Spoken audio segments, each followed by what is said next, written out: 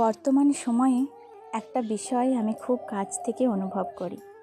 শুধু যোগ্যতা আর সততা থাকলেই সব সময় মানুষের কাছে প্রিয় হওয়া যায় না।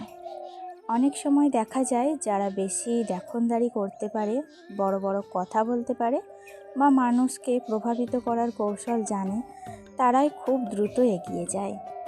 কিন্তু আমার বিশ্বাস এই এগিয়ে যাওয়াটা সবসময় স্থায়ী হয় না। কারণ ভিত শক্ত নয়, সে বেশি দিন টিকে থাকতে পারে না। সততা আর সত্যের ওপর যে ভিত্তি তৈরি হয় সেটা অনেক বেশি মজবুত।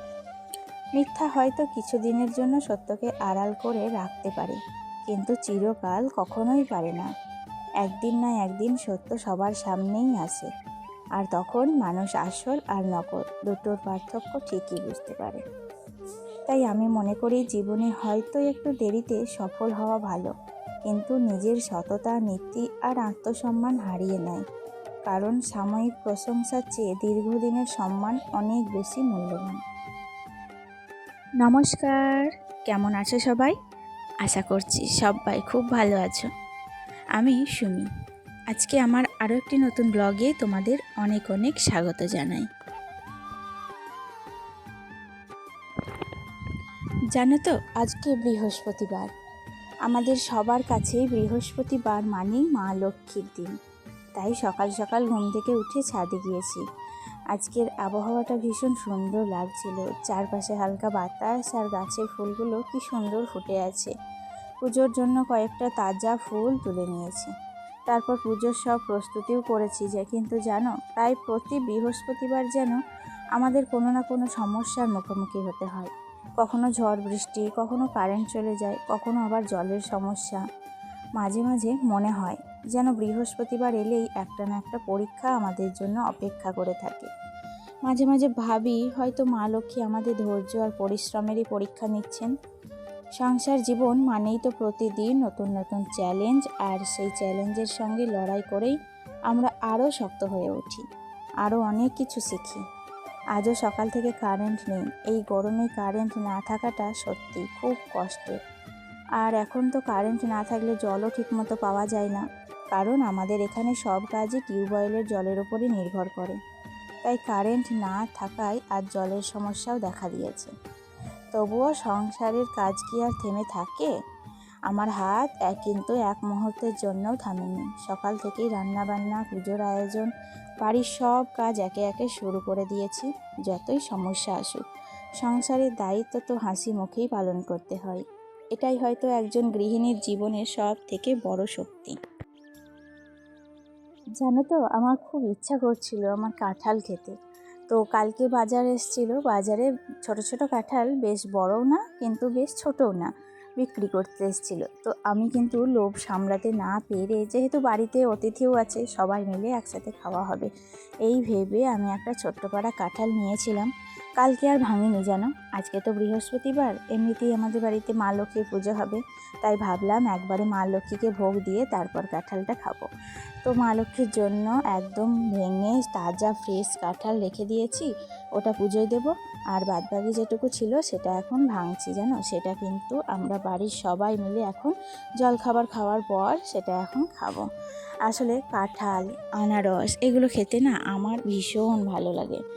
যাই হোক, তোমাদের সাথে কথা বলতে বলতে এদিকে আমার কেঁদুরি ভাজাটাও হয়ে গিয়েছে। আর আজকে তো বৃহস্পতিবার, সমস্তটা একদম নিরামিষ রান্নাবান্না। তো যাই হোক, অনেকগুলো পদ রান্না করেছিলাম যেন, একটা একটা করে অনেকগুলো পদ আমার রান্না বান্না হয়ে গিয়েছে। চলো তোমাদের এখন দেখিয়ে দিই কী কী রান্না করেছি। দেখো, এখানে রয়েছে খেসারির ডালের একটু বড়া ভাজা করেছি, কেঁদুরি ভাজা, টমেটোর চাটনি, আলু পোস্ত, তার সাথে করেছিলাম শুশুনির শাক, আর এখানে একটা সব রকম সবজি দিয়ে ঘ্যাট আর মুগের ডাল। এই হচ্ছে আজকের আমার রেসিপি। চলো, রান্নাবান্না তো কমপ্লিট। এতক্ষণে দেখো কারেন্টটাও কিন্তু চলে এসেছে, আর আমি এখন গ্যাস ওভেনটা মুছে নিচ্ছি। কারেন্ট আসার সাথে সাথেই কিন্তু আমি একদম টিউবওয়েলটা জুড়ে দিয়েছিলাম এবং জল টল ভরে সব কিছু কমপ্লিট করে নিয়েছি। বিশ্বাস নেই আবার কখন কারেন্টটা যে চলে যাবে তার তো ঠিক নেই, তাই জন্য আগে জল তুলে তারপর অন্যান্য কাজে হাত দিয়েছি। আসলে কি জানো তো, জল আর কারেন্ট যদি না থাকে তাহলে কিন্তু সংসারের কোনো কাজ ভালোভাবে সম্পূর্ণ হয় না। যতই তুমি চেষ্টা করো, জল না থাকলে তুমি কোনো কাজ কি কমপ্লিট করতে পারবে না, তাই তো? আর কারেন্ট না থাকলে অন্ধকারে একদমই ভালো লাগে না। বিশেষ করে আমার বাড়িতে একদমই রান্নার কাজটা প্রচণ্ড অন্ধকার, তাই জন্য আমার বেশি অসুবিধা হয়। এদিকে রান্নার যে বাসনগুলো ছিল সেগুলো এখন মেজে নিচ্ছি। মাথার উপর প্রচুর রোদ, জানো তো, এত রোদের তাপমাত্রা আজকে প্রচুর। আমার হাজবেন্ড গিয়েছে একটু বাইরে, কখন যে ফিরবে তার ঠিক নেই। এই রোদে ওরও কিন্তু খুব কষ্ট হচ্ছে। যাই হোক, তারপর দেখো স্নান টান করে নিয়েছি আর এখন সকলকে ভাত বেড়ে দিচ্ছি। এটা আমার হাজব্যান্ডের জন্যই বাড়ছি। ও কিন্তু তার কিছুক্ষণ পরে বাড়ি চলে এসেছিল। আসলে আমার শ্বশুরমশাইয়ের জন্য একটু ব্যাংকে গিয়েছিল, কাজ ছিল, তাই জন্য প্রতি মাসে একবার করে যেতে হয়। তাই জন্য দেখো চলে এসেছে, ওকে তাড়াতাড়ি করে ভাতটা আগে দিয়ে দিচ্ছি। অনেকখানি বেলা হয়ে গিয়েছে, ভাত যদি না খায় তাহলে কিন্তু একদম পিত্তি পড়ে যাবে। আর তারপর আমি এসেছি বিছানাটাকে একটু পরিষ্কার করতে। জানো তো, আজ একটা বিষয় নিয়ে আমার মনটা ভীষণ খারাপ। সত্যি বলতে কি, কোনো কাজেই ঠিকমতো মন বসছে না।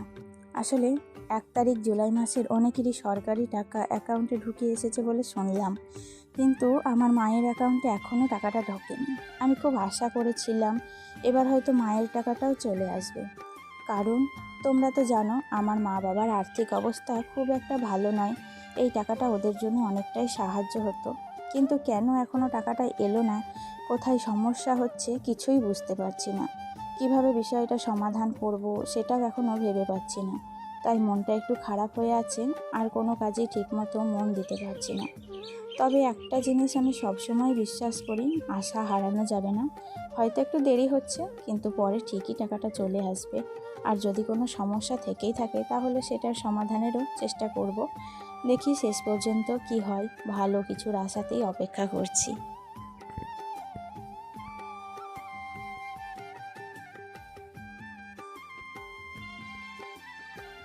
জানো তো, সকাল থেকে বাবু আর আমার ভাগ্নে দুজনে মিলে এই ঘরেই খেলাধুলা করছে, তাই বিছানার অবস্থা একেবারেই এলোমেলো হয়ে গেছে।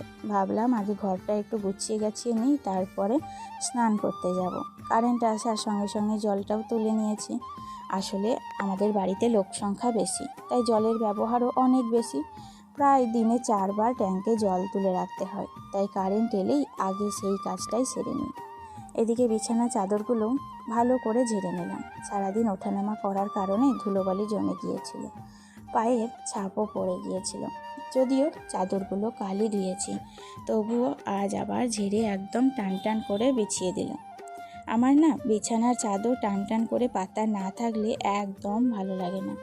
সুন্দর করে গুছিয়ে রাখলে পুরো ঘরটাই অনেক বেশি পরিষ্কার আর পরিপাটি দেখায়। তবে একটা কথা বলি, চাদরগুলোর রং এখন অনেকটাই ফিকে হয়ে গেছে, তাই ভাবছি পুজোর আগে কয়েকটা নতুন চাদর কিনবো।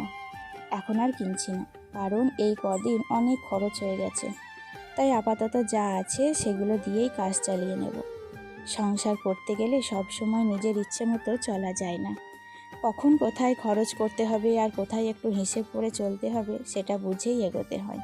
এই সময়টা একটু সঞ্চয় করে চলাই ভালো। আশা করি পুজোর আগে সব কিছু একটু গুছিয়ে নিয়ে নতুন কিছু কেনাকাটাও করতে পারবো। মাঝখানে ছেলেকে নিয়ে গিয়েছিলাম টিউশনি। অনেক দিন পর আজ টিউশনি গেলাম। যেদিন থেকে ননদ বাড়িতে এসেছে কাজের এত চাপটা বেড়েছে, টিউশনি যেতে পারছিলাম না। খেতে ধুতে একদম বেজে যাচ্ছিল 4টে, আর আমার ছেলের টিউশনি 3:30। একটুখানি দেরি হয়ে গেলে ও যেতে চায় না, আর আমারও যেতে ইচ্ছা করে না। দেরি হয়ে গেলে দেরি করে গেলে আবার দেরি করে বাড়ি আসতে হয়। সেই কারণে আমিও কিন্তু একদম যেতে চাইছিলাম না। তো আজকে একদম টার্গেট নিয়েছিলাম যে টিউশনি যাবই, তাই জন্য 3:30-র মধ্যে সমস্ত কাজ কমপ্লিট করে টিউশনি গিয়েছিলাম। আর টিউশন থেকে এসে দেখি ছাদের উপর জামাগুলো তখনও পড়ে রয়েছে, তাই তাড়াতাড়ি করে শাড়িটা ছেড়ে নিয়ে জামা কাপড়গুলো তুলে এখন কিন্তু ভাঁজ করে সমস্তটা ঠিকমতো জায়গায় কমপ্লিট করে রেখে দিলাম। কালকে তো তোমরা দেখেছিলে ওই ঘরটা ভালো করে গুছিয়ে নিয়েছিলাম, মানে ধুলোবালি সমস্তটাই। এই ঘরটা কিন্তু আমি আর পরিষ্কার করতে পারিনি, তাই জন্য আজকে এই ঘরটা একটু ঝেড়ে ঝুড়ে নেব আর কি। ধুলো তো আসলে ড্রিল মেশিনে দেখবে ফুটো করলে প্রচণ্ড পরিমাণে বালি, তারপরে সিমেন্ট, সেগুলো ধুলো না সব বিছানার মধ্যে ময় হয়ে পড়ে থাকে, কখনো কখনো আবার মেঝের মধ্যেও পড়ে থাকে। আর বালি কিচকিচি থাকলে একদমই ভালো লাগে না, তাই জন্য দেখো বিছানার কভারটাকে ভালো করে ঝেড়ে নিয়েছি।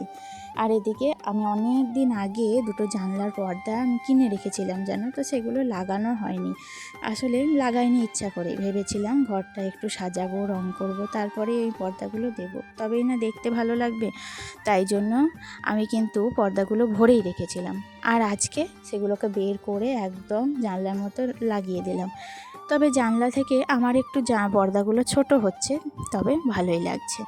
যাই হোক, এদিকে সোফাটার উপরেও প্রচুর ধুলো পড়েছিল, সোফাটাকেও ভালো করে ঝেড়ে ঝুড়ে একদম পরিষ্কার করে নিয়েছি। কি বলো তো, প্রত্যেকটা জিনিস একটুখানি যত্ন করতেই হয়, সংসারে একটা জিনিস থাকে না, সংসারে যদি সংসার করতে হয়, সংসারে কত রকমের জিনিস থাকে তার কোনো হিসাব থাকে না, খুঁটিনাটি এটা ওটা করতে গিয়ে প্রচুর পরিমাণে জিনিস হয়ে যায়, প্রত্যেকটা সংসারেই এমনটা হয়, আমার সংসার বলে না। চলো দেখো, ফাইনালি আমার কিন্তু ঘরটা বেশ গোছানো কমপ্লিট। যাই হোক, আমি কিন্তু ঘরটা ঝাড় দিতে পারলাম না, কারণ বাইরে মিস্ত্রিতে কাজ করছে, প্রচণ্ড ধুলো উঠছে, তাই জন্য দরজাটার খুলে ঝাড় দিতে সম্ভব হলো না। তাহলে দেখো, আমি কিন্তু একদম ঘেমে নিয়ে একাকার হয়ে গিয়েছি, এখন একটু কাপড়টা কাচবো, বুঝলে প্রচণ্ড ধুলোর ময় হয়ে গিয়েছে। তাহলে আজকের মতো ভিডিওটি এখানেই শেষ করছি, দেখা হচ্ছে নেক্সট ব্লগে। ভালো থেকো, সুস্থ থেকো, আজকে আসি, টাটা।